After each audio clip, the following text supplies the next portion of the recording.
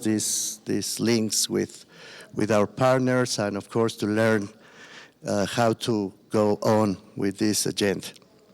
So but really it's an honor to have you here. Marco Fernandez made possible, as I said before, that Alina is here with us. So I asked to Marco to introduce Alina to you. Please, Marco. Tengo que pasar los dos porque parece que allá lo escuchan bien. Okay. ¿Sí? Let's see. ¿Sí? Gracias. Antes de pasarle la palabra a Marco, nada más nos gustaría decirles cómo habíamos pensado esta reunión. Además de la presentación de Alina, ¿no se oye? Los dos micrófonos, perdón. Además de la presentación de Alina, nos gustaría también poder abrir este espacio para tener una conversación. Los que quieran hacer la pregunta en español lo pueden hacer y nosotros se lo traducimos aquí a Alina.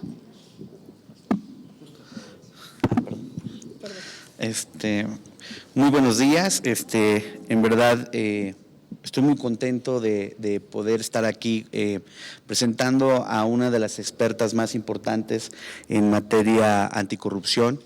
Un esfuerzo en el espíritu, y verán lo que nos estará diciendo Alina de esta coalición para el bien, como nos lo mencionaba en estos días, en una colaboración entre esta casa, el CIDE, la Red de Rendición de Cuentas y la Escuela de Gobierno del TEC de Monterrey.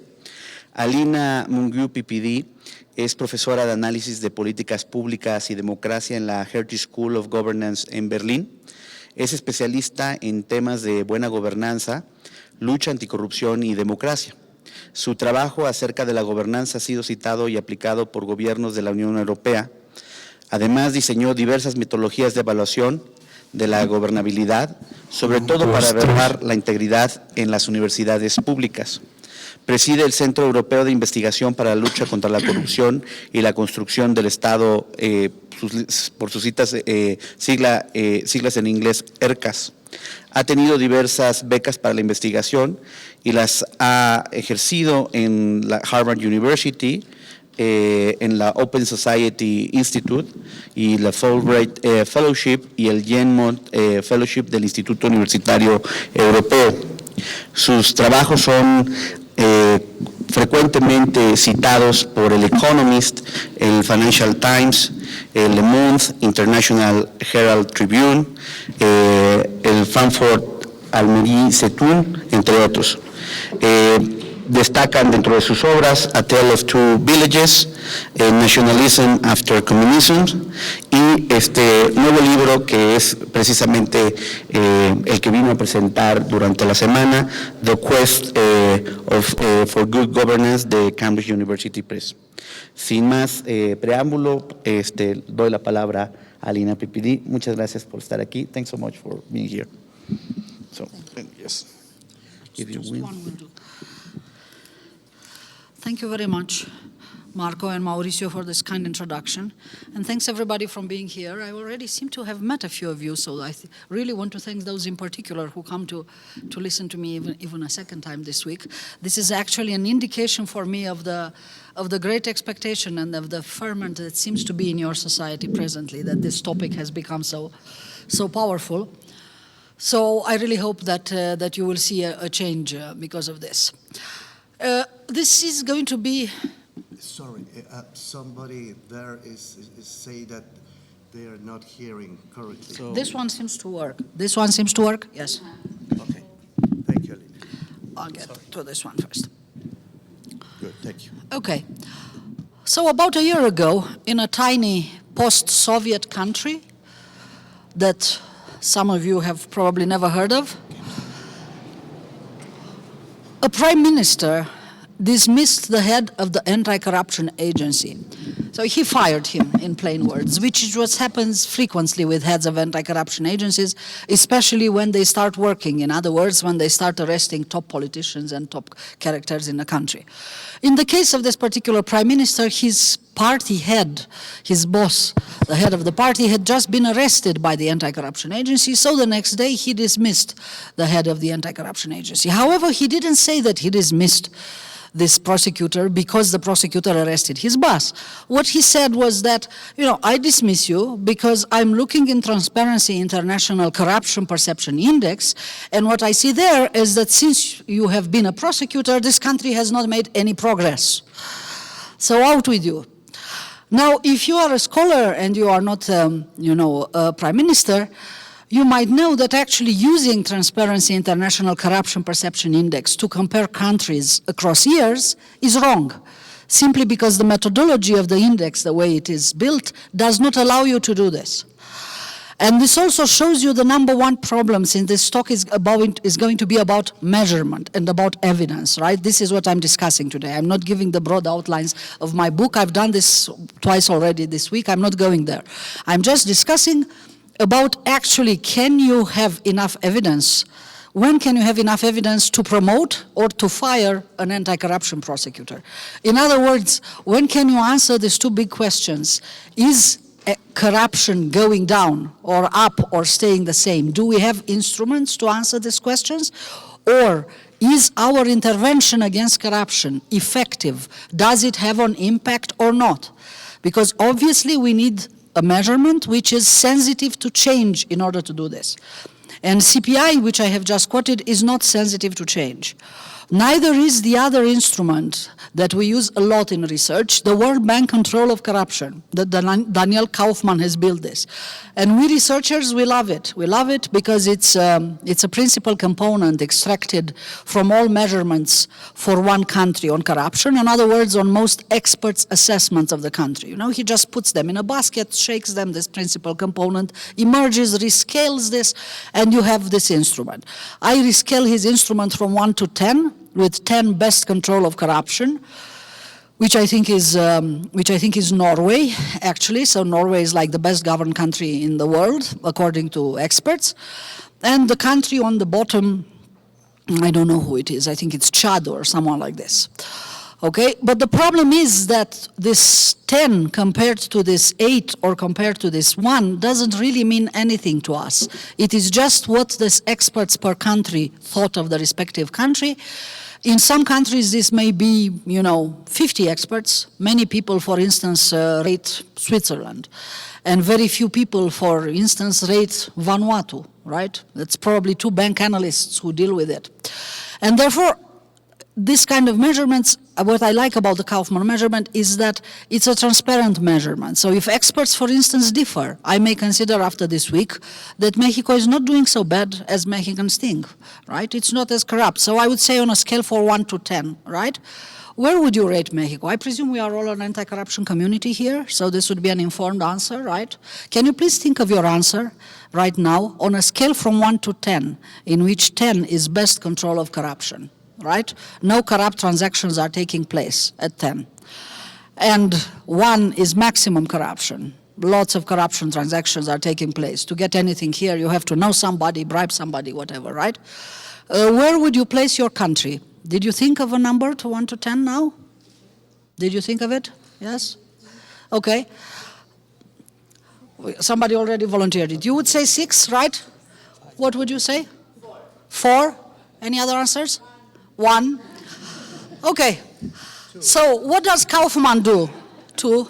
What does Kaufman do? I mean, and I suggest, and you are into this, right? You are people interested in this topic, so you probably have some evidence when you say this. However, look how different these answers are, right? And what Kaufman does is that he puts them in one basket and comes with some sort of average. CPI comes with exactly an average. Kaufman comes with something more refined than an average. And then what he produces is also a standard error which reflects the difference between these opinions. In other words, it tells you if the answer is controversial or non-controversial, right? And the problem is that this standard error tends to be big because since corruption is so difficult to grasp, experts tend to differ. And therefore, when we look in the last, so this is measured since 1996, when we look at the world from 1996, we discover that basically either the world has not changed, literally no country has changed, or all the change, because some change exists, falls within this standard error.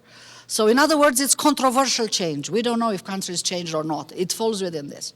So obviously this is a very blunt instrument for policy, Because you intervene, you pass legislation this year, let's say. Well, you need something to see it next year or the year after next to see if something has changed. You imagine that in the last, since 96, it's 20 years now since we have this Kaufman measurement. Lots of people did things. Lots of people adopted legislations, lots of people were fired, lots of governments were changed, right? And still no change reflects very much. So, one answer to this is obviously that governance doesn't change easily.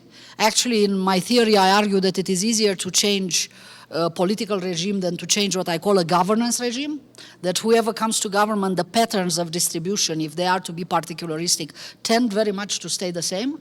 All right, so it actually needs very, very explicit change in society for this to change. But the second answer is actually that even when change takes place, we are unable to measure it with these instruments.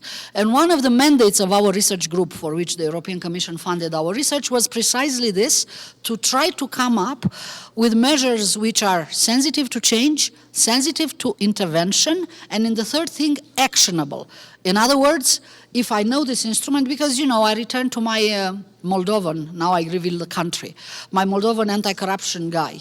He might have said, well, okay, CPI didn't change, but why fire me?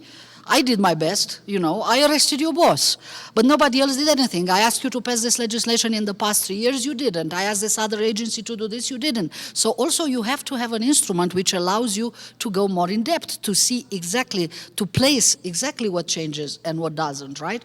One country aggregate doesn't tell you very much of what goes on. So I'm going to show you a little bit what we do. I'm not going to claim, please understand me well, in the same way that I didn't claim that Romania is now top of the world for just arresting 18 ministers and 5 generals in the last 2 years. We're proud we did this, but don't imagine that we are by now a non-corrupt country. We are not. I'm, not giving this example. I'm just telling you that we mean business, that we embarked into this. But I think we are at the beginning of the virtuous circle. We're not at the end of the virtuous circle. In the same way, I'm not telling you that we're going to get the Nobel Prize for solving the problem of measuring informal things. Not at all. We are the beginning of this. We had more resources than other people, so we think we came up with some answers. But all these answers are in the very beginning. They're perfectible. Any feedback you might have is really more than welcome. So, first thing is first, I'm going to show you some of the things that we use at micro level and some of the things that we use at macro level.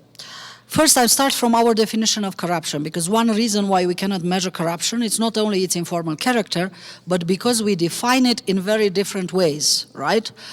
The way I define corruption is at the national level, and I'm going to try to show you a little bit this. Okay.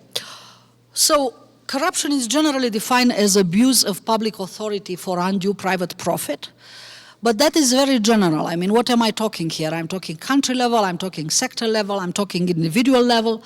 And therefore, I have this more general country level definition. I believe that boundaries of a country actually define a governance regime, and you can measure corruption. If you've seen my last foreign policy article, I think I've sent it to Marco a week ago. It's after the Cameron summit, that unfortunate Mr. Cameron was speaking to the Queen, and then he said about Nigeria and Afghanistan, these horribly corrupt countries or something like this. And people said, Cameron, how can he say this? Well, the truth is that some countries are more corrupt than other countries, even if these international boundaries have disappeared and now corruption seems due to globalization flood everywhere. So I think that we use national boundaries to define control of corruption, which is capability of a society to keep corrupt acts as an exception and to establish ethical universalism as main rule of the game. Ethical universalism simply means, old philosophical concept, I take it from Max Weber and Talcott Parsons, it simply means treating everybody similarly, right? This is what we expect states to do in a modern liberal democracy, to treat all their citizens similarly. Nobody should be granted a favor in virtue of what he is, to what group he belongs, whatever. And if this is my definition, then I can measure it, because I presume that all transactions of a state, from releasing a birth certificate copy to someone to giving a state contract, can either be on the basis of ethical universalism. In other words, you apply to a birth certificate for me and it would take me 6 days for each of you to give your paper. I will not give a paper to this gentleman in 2 days because we had a common relation, and in 6 months to this lady because I don't know who she is and she can queue. All right? This is more or less the standard that I use. So on one end of this continuum, you have all transactions are on the basis of ethical universalism. So if you are an auditor and you look at patterns of distribution, for instance, of public contracts, they should look how? They should look completely random, right? Because nothing related to who applies for this public contracts influences the decision. And at the other end of the continuum, you find this particularistic transactions where you can very, very easily guess, first, how an individual will fare in life, if you know his background, you know his last name, right? You know where he comes from. Or in the similar way, if you know who sits on the board or who's the shareholder of a company. They have the senator in the board. Okay, so this company is going to be a very favorite company. It's going to build skyscrapers in Santa Fe or whatever, right? So, and most countries fall in between on these two continuum, right? At perfect ethical universalism, you understand that it doesn't exist. You know, it's simply an ideal. It's a remarkably, and I still, find it a source of wonder, that human government is based on this, when human nature is actually particularistic, right? We tend to distribute to people whom we know, to families, to clans, and to rest. But we want to build a government, a modern government, in which we treat everyone impersonally. That's the definition of modern government. Well, that's a challenge. That's a challenge in itself. So what we take at my research institute, we take a development approach. We do not presume that ethical universalism is here, and then we find and chase people who deviate from it. We presume the other way around. We presume that we start from particularism because this is the nature of human government, and we built ethical universalism and good governance. That's a state-building issue, right? Okay, and if it's like this, then we can very well measure it. And I'll give you these figures do not matter. It's just an example a little bit on how we work, right?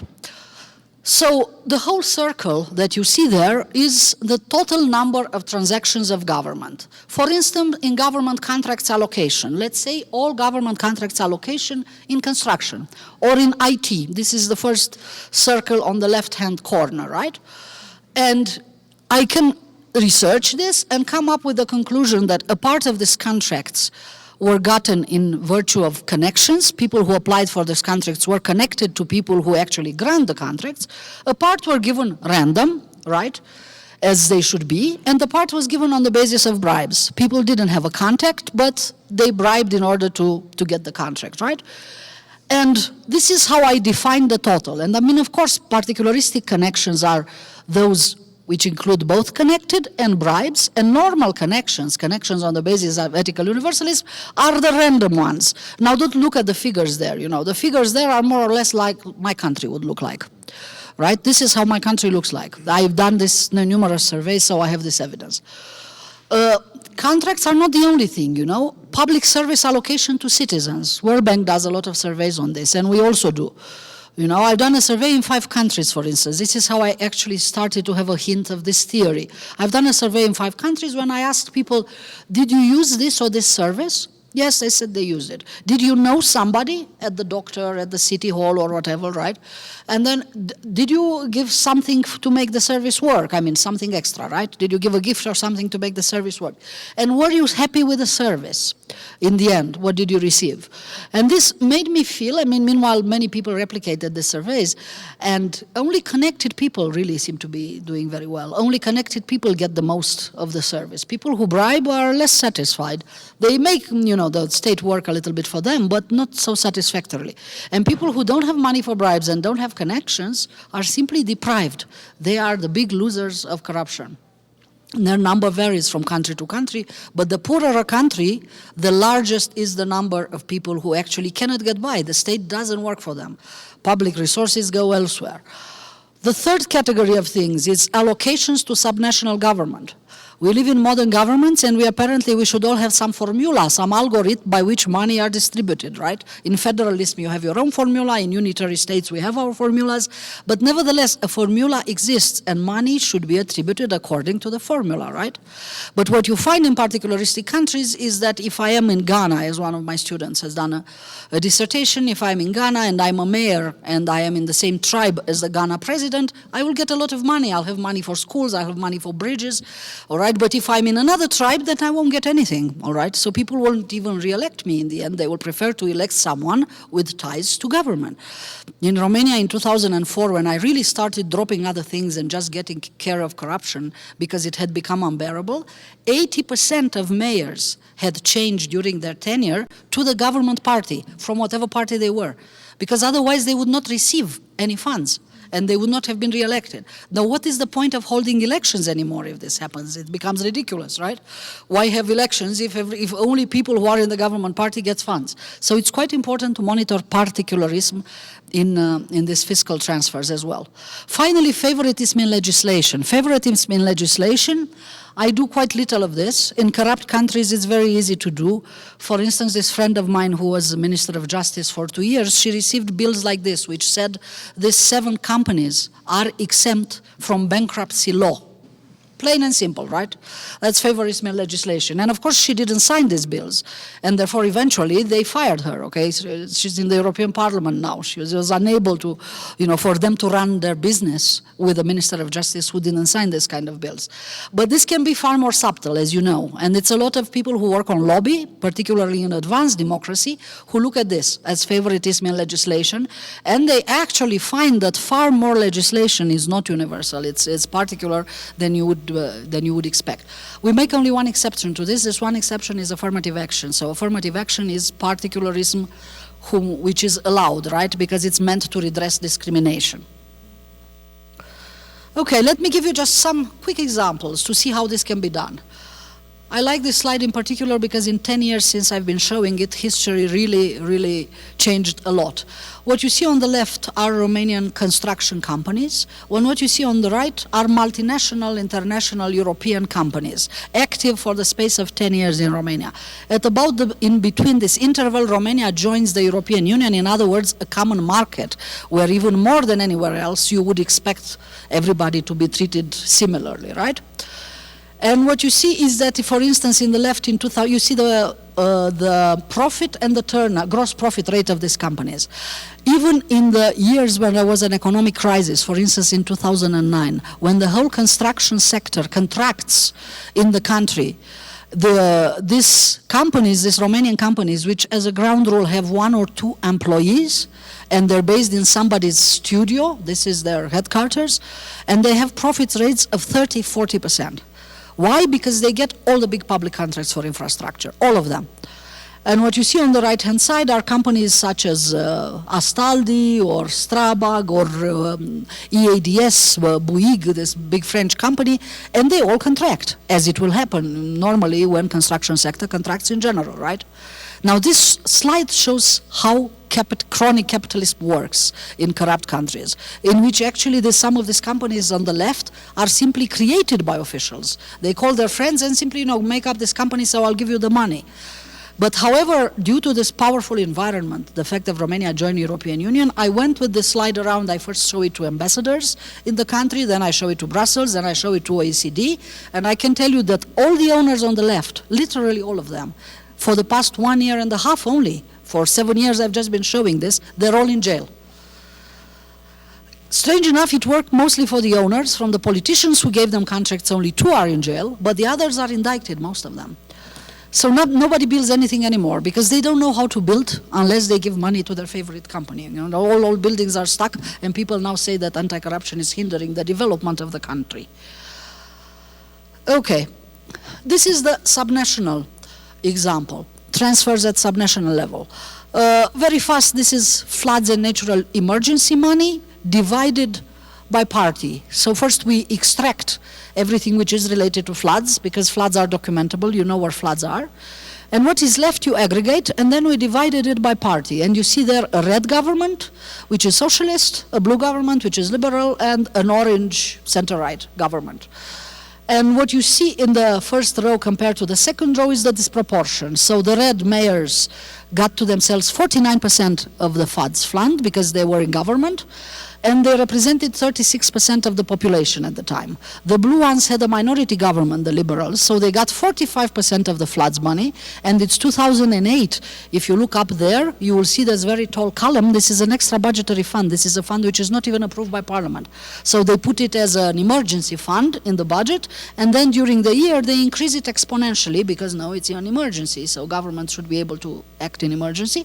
And they distributed to them in this horrible disproportion, 45 to 16. And finally, the Democrat liberals seems to be 62-29, even a bigger disproportion.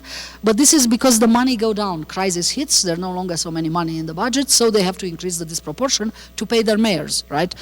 And what do the mayors do with this money? They give it to their favorite companies that I showed you before to fix roads or schools or whatever, and to give them the kickback to the electoral campaign. This is the full cycle of party financing and bad public finance, which you find in quite a lot of new democracies. Third example is from Hungary. It's also on chronic capitalism and political favoritism. You see two lines, the red one and the blue lines. There are the first 30 companies by profit. And you see how at the green line, the vertical green line is elections, and you see how one group of companies, their profit falls down, and another group of favorite companies goes on top, because this is a real change of government, right? It's socialist government before the green line, and is Mr. Orban, the current PM, after the second line. That is obviously not a random pattern, right? If it would be random, I would not be unable, it would be really very difficult to show anything there. Okay, so some of our direct measurements of particularism. I have a direct measure of particularism that I want to show you, and then I have an indirect one, and then I'm finished. The direct measure of particularism is this one. We have time series public contract data, which I understand that you also have on Compranet here. So I strongly encourage people to do the same of what we've done, and even improve this methodology. We are, in this I must say, we are quite advanced. I mean, we have lots of people who worked, who established corruption risk indicators by contract, and by now we have created an algorithm which is automatic, so you can apply this to any contracts and to identify contracts which are higher risk. But what you see here are the very blunt measure. The first measure is what is called single bidding. Single bidding is the situation and when only one bidder presents himself to a tender. This tends to be, except in exceptional situation, a corrupt situation. And you see how single bidding in Romania, because of course everybody wants these nice contracts, right? There's no reason why only one bidder presents himself, except if terms of reference are tailored for that bidder, or except if corruption is so high that everybody knows who's going to win the contract. And then why bother to apply to a contract, right? And you see that single bidding has gone down in Romania from 2007 to 2013, from 31% to 8%, which is really a significant reduction. One reason is due to EU insistence that we modify the procurement rules. So in other words, this mostly open and blatant form goes down. And this is the first time when we knew that we were doing something right. Because we had arrests, we had things, but if you ask people in surveys, only 12% Romanians in surveys say that corruption is going down. All the other are pessimistic and say that it's not. The second most interesting category is the category of political connections of companies.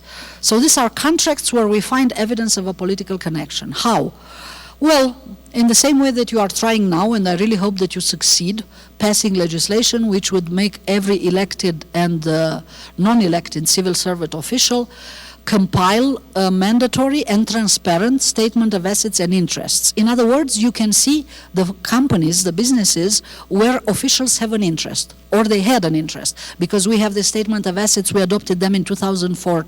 So by now I have 12 years of officials declaring their interest in companies. So in other words, I have a list of companies where politicians are connected or public officials are connected. I have another list of companies which donate to electoral campaigns, because this is also transparent data, right? So I aggregate a list of companies with political ties, and then I compare this list with the big winners from the other list, from open contracts data, people who win a lot of political contracts, and bingo, imagine that there is a significant association between the two. And if you ever had a politician, ever had, not now, ever had a politician in a board or among your shareholders, you win significantly more contracts from national budget and from EU funds, which are a big resource in our countries as well. And these political connections also changed. They decreased from 23% to 14%. I must tell you, it's an extraordinary scrutiny of them. I mean, every provincial newspaper these days is chasing for government contracts related to people who are elected. So it's not that one agency did this. It's like an overall, the transparency of the statement realizes the impact. The impact is simply that the whole country looks at it. People who will lose the standards look at it. Local journalists look at it. You know, neighbors of them look at the statement of assets and things like this. This is how it works. It has to be really a very massive oversight for the statement of assets to be effected. But it works. Finally, we have the situation that I call here the other capture, and these are the outrageous cases in which one agency gives more than 50% its fund to only one private contractor. This only exists in Romania because it's such a notorious country. In Italy, I was told, this existed 10 years ago. We have colleagues who work in Italy as well. And by now they learned, and they create lots of other related companies where it's more difficult to trace them. But this also has a risk, has its risk, you know. I mean, so don't be afraid. I mean, once we start doing this, sometimes people ask, oh, but they'll also learn, and they're coming to go into the more vicious ways. No, but vicious ways are more costly, they're more difficult. First, we will also evolve and we'll get them to their vicious ways. And second, they're really very risky. I mean, a top Romanian oligarch, when he started being investigated, put all his money on his lawyer. In order to, and then the lawyer took all the money, took his wife, and they left, okay? And he's in jail by himself. So, you know, it's also this kind of trust relations between mafiosi are risky. What you see here is single bidding across EU28. We are able to calculate this, and we even calculated EU institutions, in other words, the European Commission, the European Parliament as a country, as a 29th country, right? And you see that they're not really on top. They're a little bit on the average. So the countries which do really very well are countries like Sweden or UK or Denmark or Netherlands, and the countries which seem to do less well are Cyprus, Poland, right? Well, some countries are in between. Romania is rather mediocre, I would say, so that doesn't look, but again, since we give our money openly to a company, we don't need to do single bidding. Okay, and this is my second measure. The second measure is really we needed an actionable measure. I mean, I think this is actionable enough in procurement. If you are in procurement national office, or if you are in national authority, national competition office, you can just calculate this, all the data are public, and say, okay, this year I find 50% particularistic transactions. Let's be realistic. I'm not going to go to zero until next year. But let's set ourselves a target that until next year we reduce it by a quarter. In 3 years' time, we'll reduce it by half, right? So it is quite actionable, I think, all these procurement indicators. Now, this is at country level, and this is about control of corruption. It is really on how to establish a good framework to prevent corruption. And here, what have we done? We have done, let me see if I have, yes, okay, we have done this model. This model is quite tested in regression, in comparative analysis, and it roughly says that public integrity results as an interaction between these two categories of factors: opportunities for corruption, or resources, as we call them, and constraints for corruption. And we tested them a lot, and we are down to these 6 actionable areas. I mean, of course, all your history creates this opportunity, right? But we cannot change history. So I'm not discussing about classic things that economists discuss, that it is better to have been a British colony and to have common laws. We cannot influence this, right? So that's out. I'm just looking at factors which exist now, and these factors explain over 90% from Corruption Perception Index or from Kaufman COC. So in resources, we have red tape, in other words, opportunities that bureaucrats create in order to extract rents, barriers that they put for people to pay them, because you don't want your birth certificate in 6 months, you need it next week, right? Trade barriers, again, it is about the bureaucracy of trade. It's not ideological at all. It's simply how many obstacles you put to importers and exporters. And budget transparency, how much your expenses are public. On the constraint side are things which do not depend on government only, because government only cannot do it. Even if by chance you get not a corrupt government, but a nice government who wants to change things, it cannot by itself. So these are independent judiciary, independent media, and what we call e-citizens. E-citizens, if you want, can be the enlightened citizens of Robert Dahl, but it's actually electronic citizens. Citizens who are empowered, citizens who have an internet connection by households, and who are related through Facebook or other sort of organizations with other people, so they can organize themselves fast and go to Taksim Square and Tahrir Square, and you know, many people, all the recurrent revolutions in the globe seem to be organized by Facebook, and that's a big advantage. It doesn't matter what you do on your Facebook on the rest. What it matters is that you may be able to get 50 friends in the village market when the mayor does something outrageous. We find this very correlated with control of corruption. Although I got a visit from the Chinese government the other week who told me that since Facebook is forbidden in China, this new measure that we just launched at OECD is disfavoring China. So I should consider removing this Facebook thing. For the rest is good, but this measure is not good, so I should take it out. Okay, is this actionable? It is quite actionable. We created this, we documented this for 110 countries. So another thing which guided us in selecting this is that we want this to do on a permanent basis.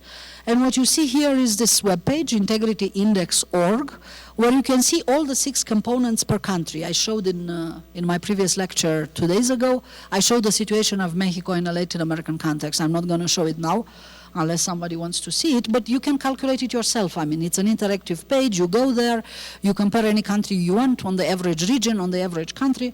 Here you see Norway on top of the world, and I think on the bottom is actually Venezuela. So you have 110 countries compared at all the items, and I can just tell you briefly that Mexico is doing worse on freedom of the press and independence of the judiciary, and this will be no surprise to you, right? And I think that, you know, any strategy should start from here. People know their countries best. They know what are the obstacles which prevents every of these areas to become really, really strong.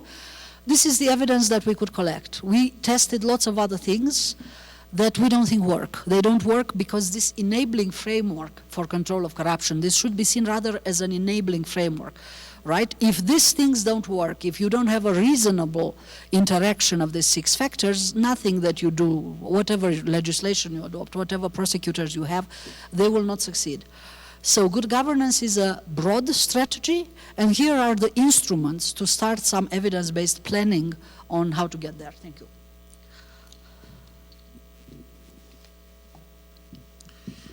Thank you, Alina. Thank you very much. We all are thinking, I'm sure, about your presentation right now. I'm trying to compare your indicators with Mexico. No, this is what we are trying to do. Vamos a abrir una sesión de preguntas y respuestas. Alina tiene que estar a la 1 de la tarde en Reforma y no sé qué.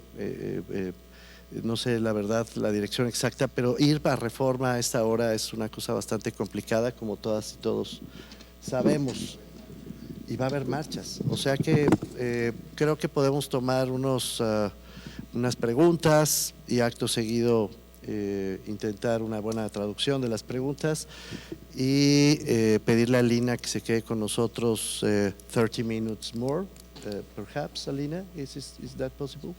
Good. Así que 30 minutitos de preguntas están abiertas para ustedes. Por favor, Ana Elena Fierro. Ana Elena Fierro.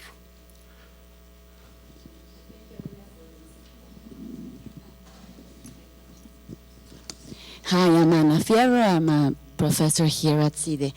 Thank you. It was really, really interesting. From what I've been studying in this, been participated with Professor Merino, I completely agree about the problems on particularism, but especially when it means bureaucrats. In order for me to be a public servant, I have to either have a relationship or owe favors to my boss. That will mean that in order to still be a public servant, I would need to be corrupt. Otherwise, I will be fired. Have you measured this in any way? Do you think this is relevant? At least in Mexico, what we find is where more or less we have a public service career, where servants are evaluated and these kind of things, we tend to see less corruption, such as the federal judiciary, the diplomats, and the electoral authorities. Where there isn't, like or especially in the local level, in the subnational level, either you are a relative or a friend of people in government, or you cannot serve. So this particularism tends to make corruption prevail in government. Would you like to take 2 or 3 questions, as whatever you want? Yes, 2 or 3 questions first, and perhaps we have 2 rounds or something, no? Or question and answers. ¿Alguien más? Okay, there's no round because there's no questions. Por acá, por favor. You may speak, of course, in Spanish, I insist. Thank you very much for the presentation. It was very interesting. My name is Javier Berain, and I'm with the Attorney General's office. And my question is, this was very interesting, and we talked about allocations and contracts, and my question will be, what other kind of data will show us corruption behavior? Like in my area will be criminal law, for example. Well, what other processes, apart from allocations and contracts, can we use to identify corruption behavior? Okay, ¿alguna más, por favor? Dije antes que pueden hacer las preguntas en español con toda tranquilidad. Gracias. Hi, good afternoon. I'm Herman Petersen from Transparencia Mexicana, and my question has to do with the sources, in particular, how easy is to gather information. Usually the governments have this information already, like clearly separated and structured to use it, or you have to ask for it and wait the answer. Or like, what are like the challenges when you're looking for this information that could be really delicate for certain governments? Thank you. Would you like to answer these questions, Alina? Yes, thank you. There are quite a lot. So first, thank you for these great questions, and thank you for speaking in English. Let me start. Public jobs. Public jobs, I did not personally survey public jobs, but I designed an instrument for the European Training Agency recently to do. It's an elementary instrument. I can send it to you, but just me give you an example. Start with single bidding. Single bidding in jobs for public sector. You know, I understand that competitions in this country are public. I am, lucky enough to have a couple of students and a brilliant research assistant who actually graduated from this university. So we discuss, even if I'm not coming here frequently, we discuss Mexico frequently. And I understand you have a portal for public jobs. So that actually means, I don't know exactly what they publish there. Maybe they only publish the announcement, right? And they do not publish the results. But I do not think that this is hard to get data, right? Single bidding in public sector. You know, I apply this to corrupt universities. I have a questionnaire on corrupt universities. Number 1 measure. You know, in corrupt universities, people don't bother to have any competition. You know, everybody knows whose jobs it is, so why bother to someone? Okay, so this is like the first blunt instrument. But I have a little bit more others than to do. The thing is that this will vary greatly from country to country. I mean, not all corrupt people are stupid. I mean, even within particularism, you may want to think that the person in charge of defense should actually know how to use a gun. You know, it wasn't always like this, because what I document in my house, or in my book, is some of these historical cases. Why did countries change? And I actually find that military defeat had a lot to do with this. You had all these aristocrats who are the cousins of Frederick II, right? And they were the ones in charge of the army. And then Napoleon comes, who was a merit-based guy, right, and starts beating your army around. And then you know that it was due to Napoleon that the British army, for the first time, they lost. I said, why are we losing? I mean, why are we unable to even supply the army properly, let alone fight? And then they look around and they say, because there are only these cousins who have these appointments, who didn't have any sort of education, right? So the first country in the Europe to reach good governance, Denmark, in 1824, they introduced the regulation that even for a prince, if you want to have a job in the bureaucracy, you need a law degree from the University of Copenhagen. Okay, so the earlier you do this, of course, it is the best. So even within particularism, what I tell our political parties are, okay, you are always going to be particularistic. This is what parties are about. You are always going to appoint your own people versus other people, you know. But at least don't appoint idiots. I mean, have some internal selection process. In a country, I mean, don't appoint, they tend to appoint people who don't know any foreign language, you know, and then they send them to Brussels to meet the other ministers of finance. Translator.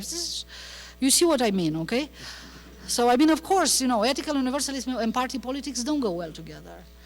For this, you have to struggle simply to have a good line on what are political appointments and what are other types of appointments. But also in the bureaucracy, the rule is not clear. I mean, World Bank does this pay performance systems, and I always refuse to go in countries like Tajikistan, where the, the median income of people working in civil service is like $80. I mean, what performance-based system? I mean, they're definitely somebody's relatives, but on the other hand, this is such a great honor to be this. I'm this anecdote and I move on. I have a brother who's a film director who just made a corruption film and won an award at Cannes Palme d'Or Festival last week. And he had this maid. And the maid one day announces him, I'm going to leave you. I'm sorry, I'm going to leave you. I said, why? I'm not paying you well enough. I'll raise your salary. She says, no, I must leave you because my brother won elections in this village of ours and he is now a mayor. And therefore he has to hire all these relatives, so we all have to go. No, but I'll raise your pay. And she says, no, but I'm going to be far worse paid. She says, but I really have to go because it's a family thing. And what will the villagers think of him if he doesn't hire all his family? I mean, you see a little bit, yeah. So, to the gentleman from the prosecution, I think there's a lot of evidence that you have already and you can act upon. I was told by an auditor in this country, someone from the Controlleria General, that actually they sent to the prosecutors quite a lot of irregularities, but from some reason or another, they don't seem to be acted upon, these irregularities, all right? So evidence first comes from controls, from audits, right? Then the kind of things that we do, for instance, giving 51 of your money to only one favorite company is very easy to you to do as well. When I compile this list, I send a list of 500 favorite firms and a list of 300 captured agencies directly to the prosecutors. But our prosecutors are very active, they acted upon and they arrested quite a lot of people on the basis of this. Now, how did they produce evidence of actual corruption, For most of the time, they go for people on something called abuse in service, right? You mismanaged public money. But to be able to indict people on corruption, you need to prove their personal profit. And the way it worked in Romania in the past 2 years is that they put an article in the procedural code, in the procedural criminal code, by which if you are arrested and you tell something about the rest of the gang or about other more important misdemeanors that you are aware of, you can get off with a lighter sentence. And this worked marvelously, marvelously. So, this is manipulate the payoffs in prisoners dilemma. If you are in prosecution office, you probably can. And lots of other things, for instance, income which is completely disproportionate, wealth which is completely disproportionate with your official income, all right? So this is something that now that you manage to have the statements, I hope you will be able to have the statements, this should simply be a database in which I see that somebody makes $1,000 per month, but then I see that he's in the Tops Millionaire Forbes for Mexico, which I just read with delight the other day. Or he has this $10 million mention, right? This is evidence in itself. You should be able to act on this evidence. You will get more evidence once you start the investigation. Our prosecutors wiretapped people a lot. This is how they got, because all these people are working on the basis of networks, so they need to talk on their phones. They talked on their phones even when they knew they were listened. They were buying prepaid cartels, whatever, to continue to talk, But when they got all of them, I mean, the biggest delight of the public is to read in all newspapers how they fix everything. And this is how they demask the most important thing, the corrupt ring within the Supreme Court of Justice, which was run by a gentleman from the Senate, a senator, okay, who was also vetoing all legislation against corruption. And, when one day they just caught him on tape. And 7 judges from the Supreme Court went down with him. 5 managed to get themselves a retirement, so they're not in jail. The 2 others are expecting trial, and this radically changed the landscape. It ended the culture of impunity. Now the Supreme Court, the criminal part of it, gives, sentences after sentences, sending people to jail. So this can happen. I am confident that this can happen. Finally, information. Well, information is a battle. Nobody is going to give you for free information to put them in jail, right? So how did we do with this information? So first we passed a Good Freedom of Information Act quite many years ago, 15 years ago, to which we were also a part, but then we didn't let it lay. I litigated, for instance, I was in court not hundreds, thousands of times on the basis of this law. Originally, the judges were not on our side.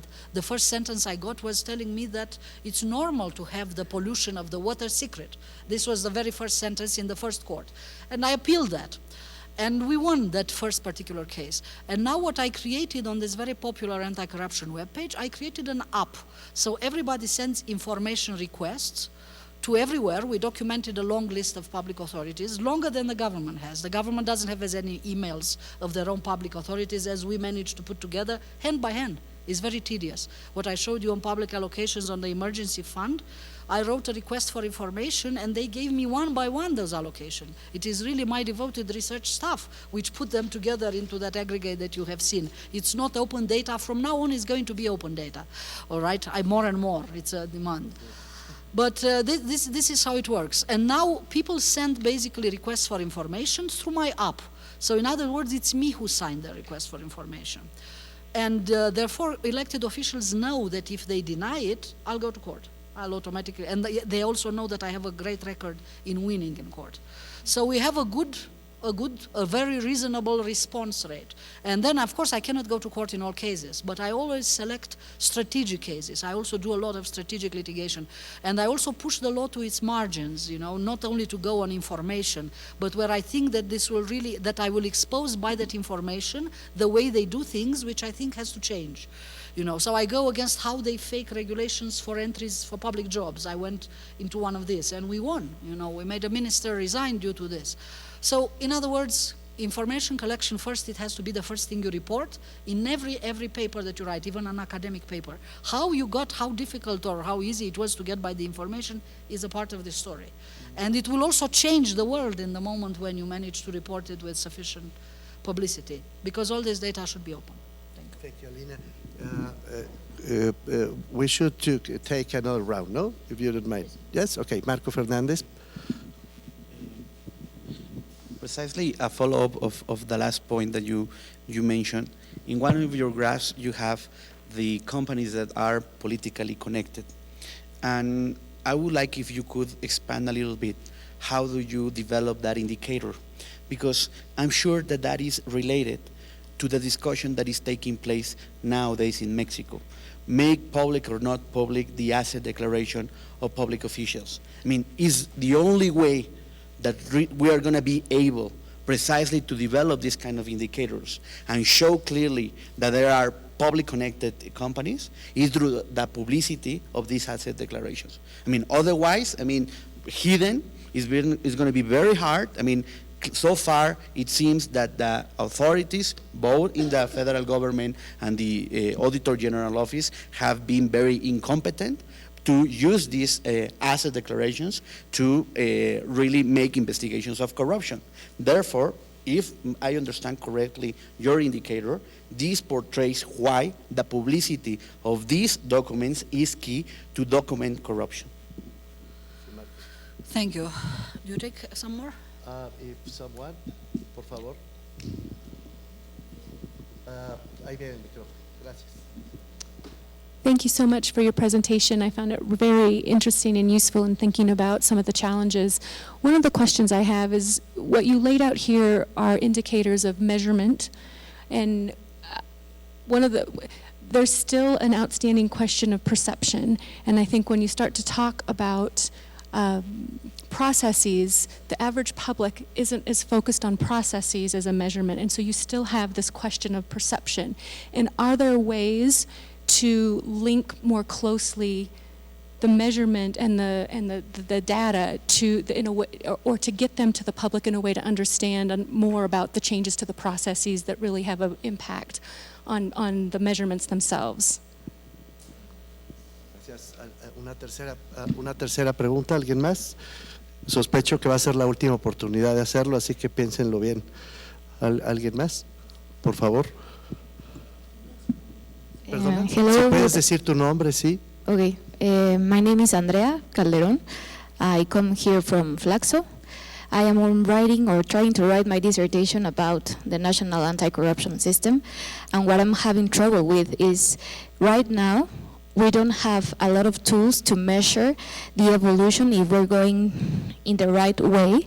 So I would like to ask you if, like, I know the IPC has a lot of problems of methodology, but if we go back in time, we can make a measurement of which countries have gone better in that IPC, and maybe we can go deep in what they have done right.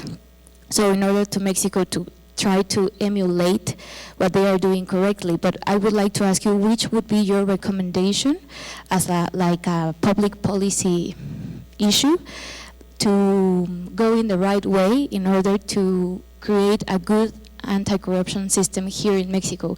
Which indicator would be like our base, or if it's not about indicators, about public policy itself? I don't know if I make myself clear. Yeah. Gracias. And we have another one. Do you mind? Yeah, please, no. Por favor. Está relacionada con la intervención de Marco Fernández. Alejandra González. ¿De qué sirve que las declaraciones patrimoniales de los servidores públicos se hagan públicas si no están acompañadas estas declaraciones, o sea, si no va a ir acompañado de un sistema de consecuencias? De un sistema de consecuencias.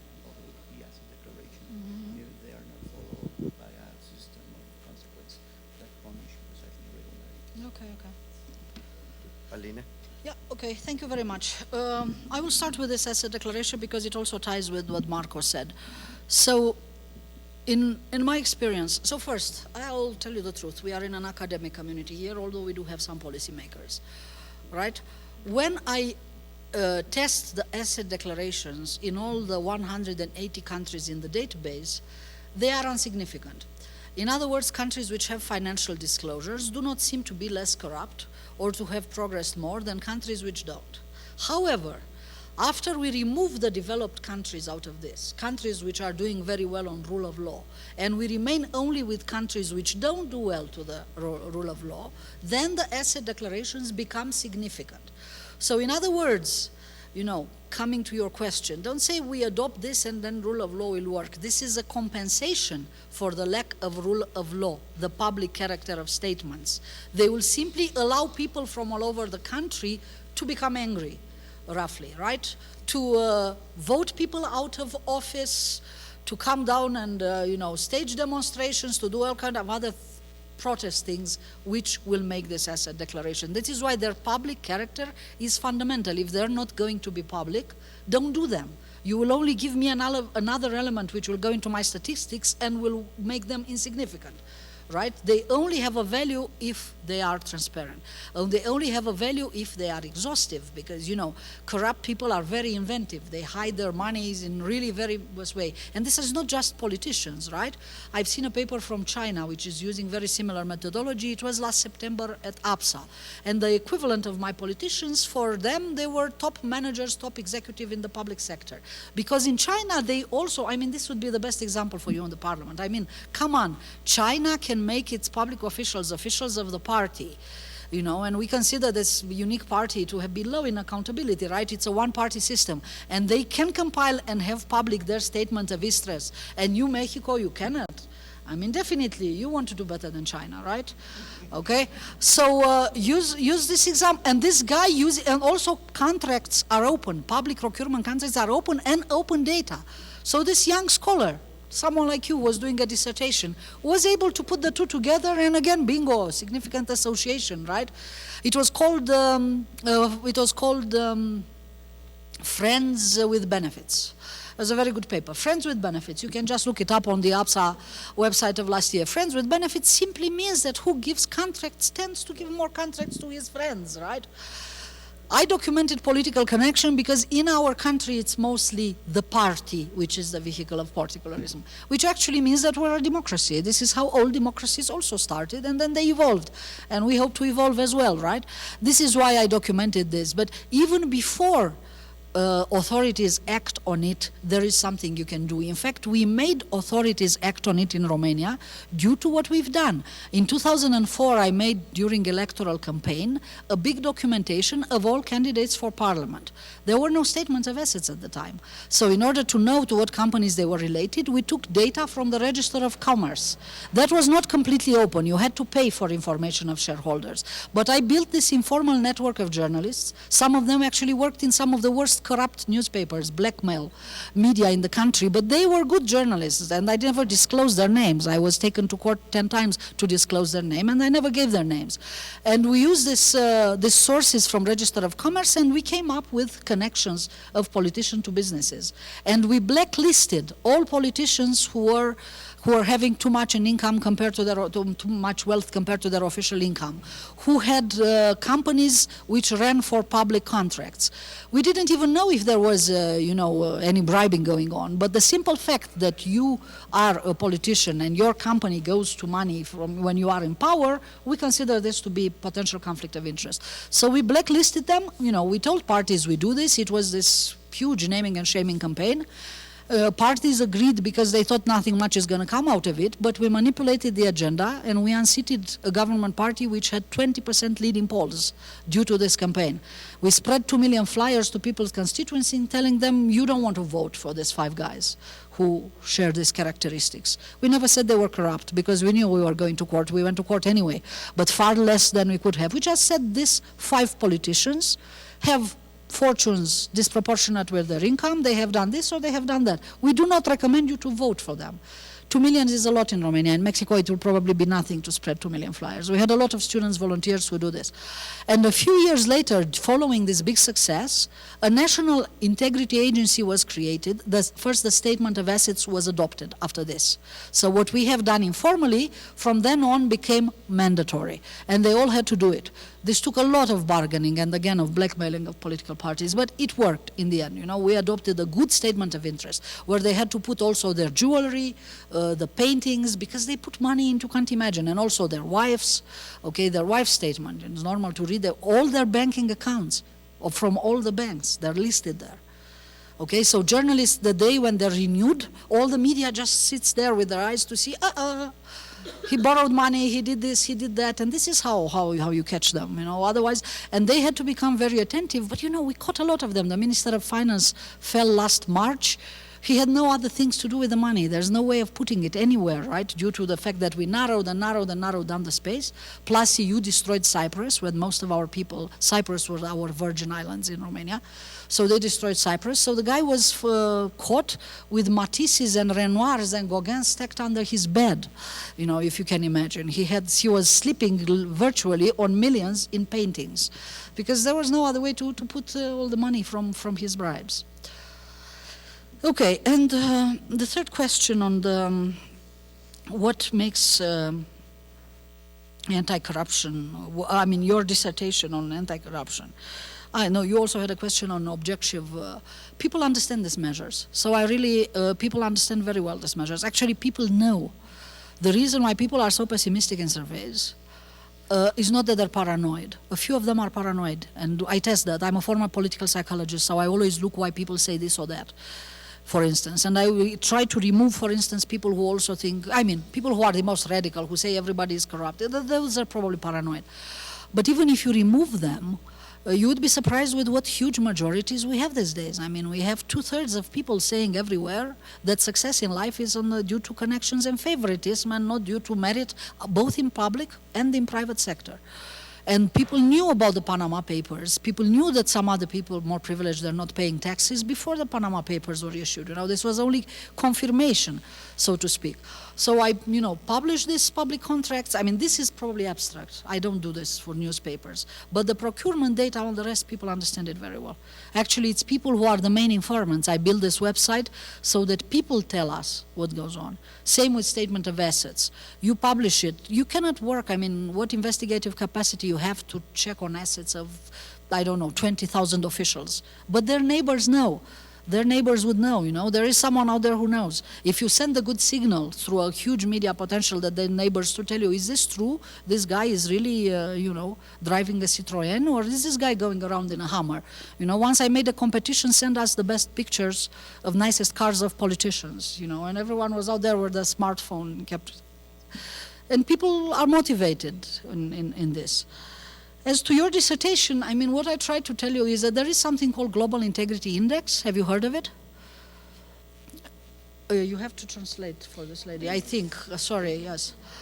Yeah, okay. So Global Integrity is a Washington-based foundation.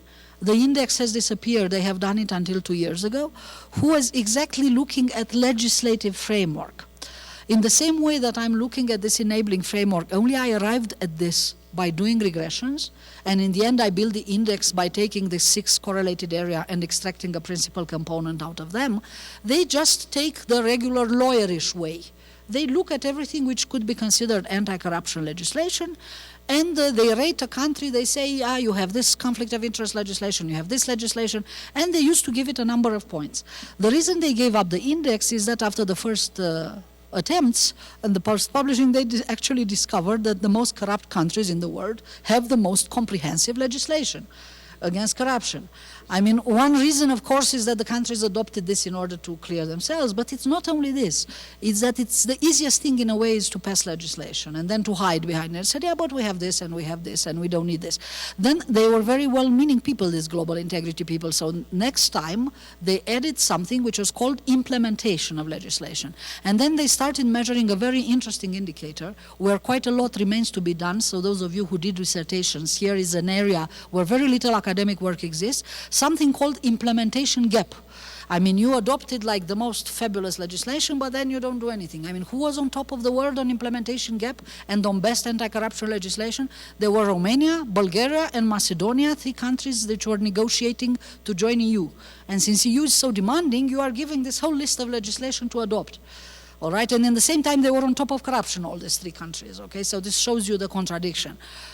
So some instruments work, we know which works. If you keep an eye on our website, we know which works, but also it works in some enabling context. Alpha doesn't work. This is the context that I showed you there. And one of the main instruments that you had to place in the context is this statement of assets. This works provided that media is free, that you can give some protection to journalists. This is the prosecutor's job, for instance, to solve the cases of killed journalists. Right? You know, even if government doesn't kill them, prosecution has to solve these cases. If you solve these cases and if the media is free and everybody publishes the problematic investigations, then they'll stop killing journalists. There's no point in killing someone if 100 other outlets, like in the Charlie Hebdo case, publish the same information. Then why should I bother to kill you? All right, so I think that here are some things that you should do for the enabling framework which are quite important here. And of course, independence of the judiciary. I don't go into this because you know better than me where you stand. Alina, thank you very much. We have a lot to think and a lot to do. It's a little, how to say it, discouraging some parts of your dissertation, thinking about our country. But it's nevertheless very, very interesting, and it is an honor to have you here. ¿Quieren decir algo, Lulu, Marco, añadir alguna cosa? ¿No? Muchas gracias, Alina.